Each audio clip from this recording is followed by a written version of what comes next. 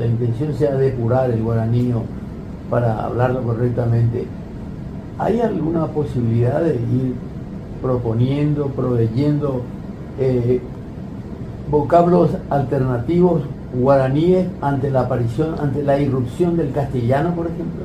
Claro, en parte de lo que te mencioné, de lo que sería lo formal de hacer un curso completo, al margen de eso, existen cursos de conversación que permiten justamente lograr un buen hablar.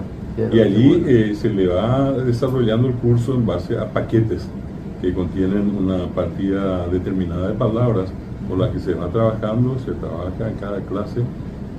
No solamente es hablar, es escuchar, escribir y leer. Esas 4 fases del lenguaje se desarrollan en estos cursos. Pero también yo creo que hay un error frecuente de mucha gente que ya demasiado devota del guaraní aparentemente, que quiere decir todo en guaraní y lo hace simplemente con una explicación del castellano. Por ejemplo, ve tu país, ve aviones y ahí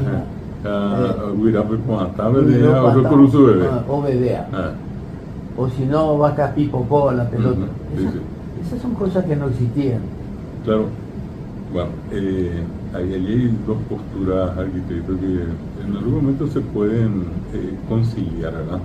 De hecho, todas las lenguas del mundo, las lenguas habladas, las lenguas vivas, siempre pasan por un proceso de incorporación de nuevas palabras. Sí. Sean estrafalarias o no, pero todas crean. El guaraní como lengua viva que también crea. Y lo que yo siempre suelo decir en este caso de las creaciones, algunas quedan y una partida muere. ¿Quién manda allí? Es el uso popular.